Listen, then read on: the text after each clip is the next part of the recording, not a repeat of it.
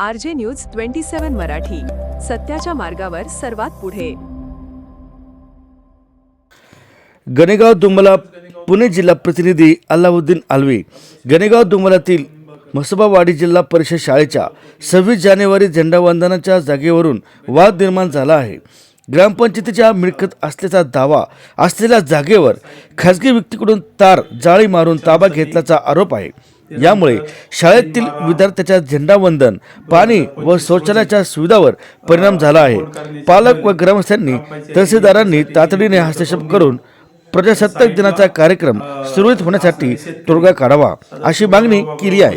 RJ news 27 Marathi, बातमी आपल्या हक्काची. त्यांनी त्या कुटुंबाला याला कंपाऊंड करायला अडथळा दिलेला आहे म्हणून त्याची दखल म्हणून आम्ही शासन वरिष्ठ पातळीवर पत्रव्यवहार केलेला असून अद्यापर्यंत शाळा कमिटीच्या ज्याने बोलते की शाळाच्या कंपाऊंडचा प्रश्न असून सुद्धा काहीच कारवाई होत नाही आहे.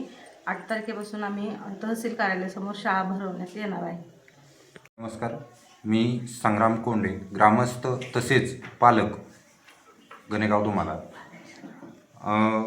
यापूर्वी सरपंचांनी सांगितल्याप्रमाणे आम्ही याच्या अगोदर वेळोवेळ पाठपुरावा करून ह्या सर्व पद्धती आम्ही तहसील कार्यालयासमोर शाळा भरो आंदोलन करणार आहोत आणि तसे निवेदन आज आम्ही तहसील कार्यालय माननीय तहसीलदार यांना देणार आहोत. ठीक.